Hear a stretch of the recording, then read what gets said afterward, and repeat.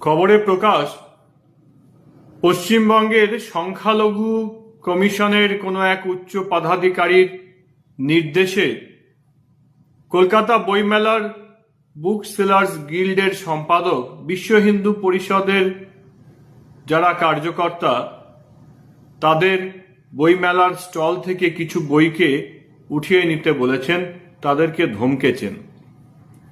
তারা নাকি সাম্প্রদায়িক বই বিক্রি করছিল আর অন্য ধর্মের প্রতি বিদ্বেষ ছড়াচ্ছিল। আমি নিশ্চিতভাবে বলতে পারি, বিশ্ব হিন্দু পরিষদ, রামকৃষ্ণ মিশন বা ভারত সেবাশ্রম সংঘের মতো হিন্দু সংগঠনগুলি কখনো অন্য ধর্মের প্রতি বিদ্বেষমূলক কোনো বই প্রকাশও করে না, বিক্রিও করে না। অন্য ধর্মের প্রতি বিদ্বেষ ছড়ানো হিন্দু ধর্মেরই পরিপন্থী। হিন্দু ধর্মের কোনো সম্প্রদায় অন্য ধর্মের প্রতি বিদ্বেষ ছড়ায় না।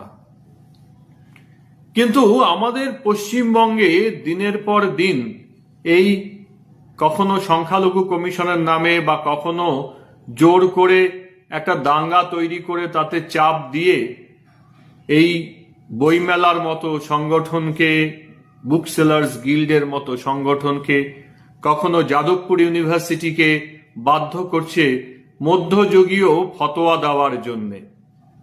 বুক সেলার্স গিল্ড যদি এই কাজ করে থাকে, তাহলে আমি অনুরোধ করব, আপনারা দেখুন কোন কোন বইগুলোকে আপনাদের আপত্তিকর মনে হচ্ছে, তার কি অংশ, কোন অংশটা আপনার আপত্তিকর মনে হচ্ছে।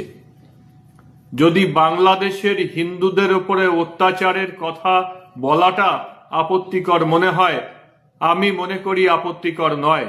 বাংলাদেশের হিন্দুদের উপরে অত্যাচারের কথা বলাটা মানবিকতা। এটা না বলাটা, বাঙালি হিসেবে আমি যদি এই কথাটা না বলি, তাহলে আমি নিষ্ঠুর, অমানবিক।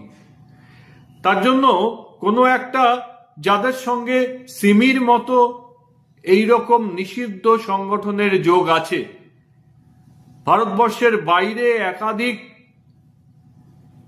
আপত্তিকর সংগঠনের সঙ্গে যাদের যোগাযোগ, আমাদের দুর্ভাগ্য যে ক্ষমতাশীল রাজনৈতিক শক্তি তাদেরকেই তাদের প্রতিনিধি হিসেবে সংসদে পাঠান। দুর্ভাগ্য তাদেরকেই সংখ্যালঘু কমিশনে দেন। কলকাতায় মুসলমান সম্প্রদায়ের শিক্ষিত শ্রদ্ধেয় মানুষ নেই। মুসলমান সম্প্রদায়ের মানুষ পুলিশের ডিআইজি পর্যন্ত হয়েছেন শ্রদ্ধেয় মানুষ।